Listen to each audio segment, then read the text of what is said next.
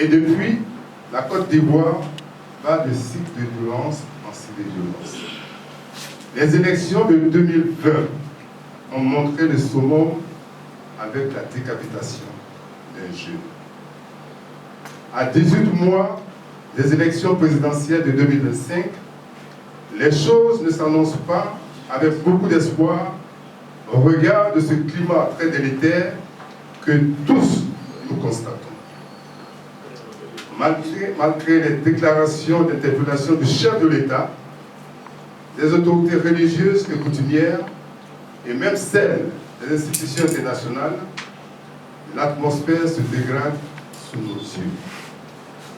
C'est pourquoi l'ONG ici assise a l'impérieux devoir, au regard des dispositions de l'article 5 de ces statuts, de poursuivre sa mission de sensibilisation à travers le pays, et ce jour marque le lancement de cette vaste opération.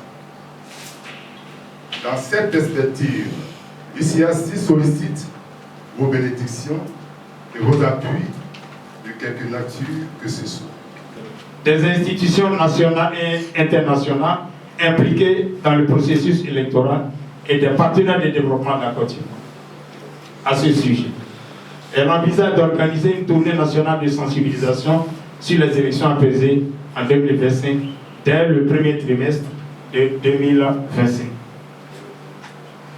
Nous projetons donc de parcourir toute l'étendue du territoire national pour parler aux Ivoiriens, aux différentes communautés, qu'elles soient allochtones ou allogènes, de la nécessité de proscrire la violence dans leur comportement au cours des élections à venir.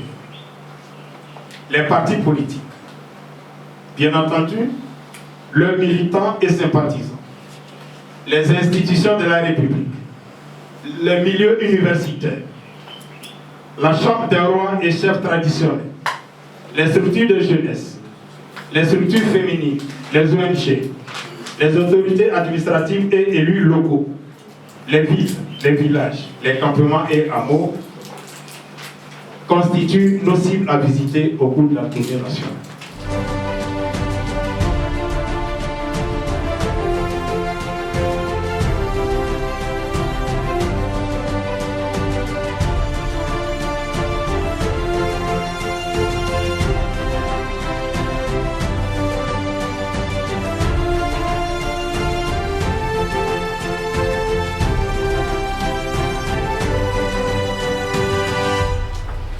Nos préoccupations sont nombreuses. Elles portent sur la liste électorale. Elles portent sur la commission électorale indépendante, sur la notion fondamentale d'indépendance. Je ne sais pas si nous sommes au même niveau d'observation des élections passées. Mais aujourd'hui, par rapport à hier, où la préoccupation était celle de l'exclusion de certaines personnes, préoccupation qui avait interpellé toute la Côte d'Ivoire, nous nous posons la question aujourd'hui de savoir si l'exclusion de certaines personnalités, dont le président Laurent Gbagbo, Charles Blé Goudé, Soro Guillaume, interpelle de la même manière. C'est quelque chose qu'il faut encourager, c'est quelque chose qu'il faut multiplier, parce que nous avons vécu toutes nos élections en Côte d'Ivoire ont été problématiques.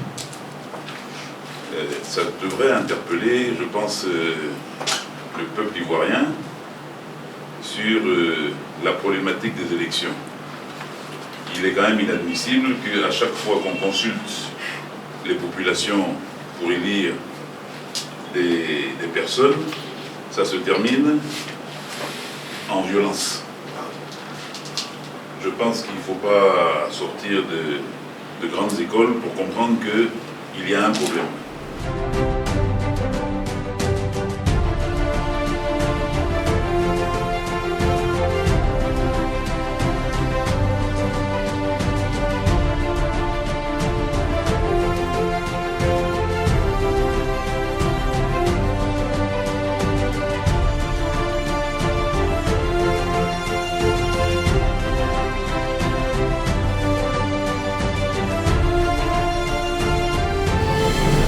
les revendications que les groupements politiques font actuellement, moi je vous dis que si le gouvernement ne prête pas l'oreille, n'est pas attentif aux problèmes que les gens posent aujourd'hui, pour qu'on s'asseye autour d'une table et qu'on discute des problèmes pour trouver des solutions,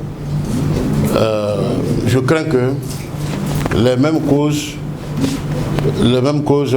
ayant les mêmes effets, qu'on retourne encore dans les événements tristes que nous avons connus, notamment en 2010 et en 2020.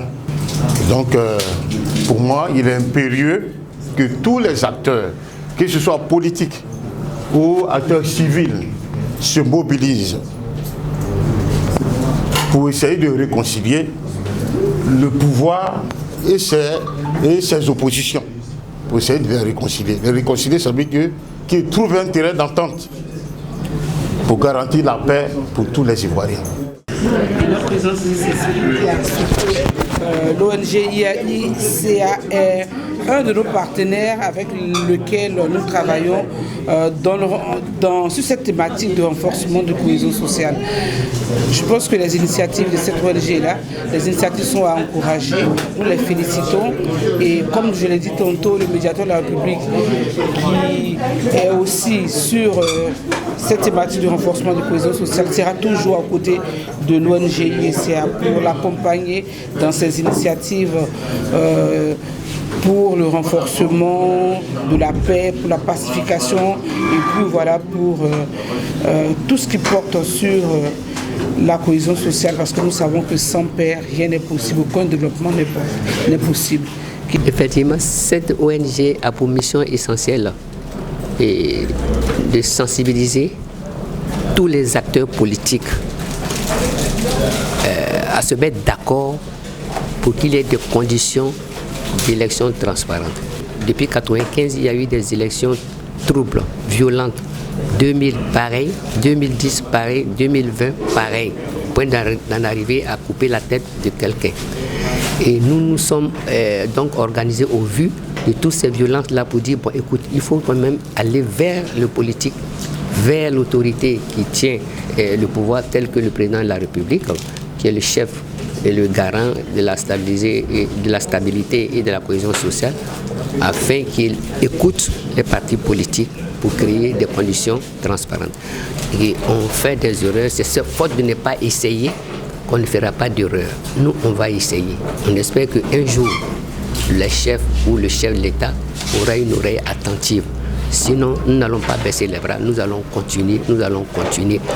Il comprendra un jour que les cris, les pleurs sont nombreux et ça va certainement le toucher au cœur. Donc, on va continuer.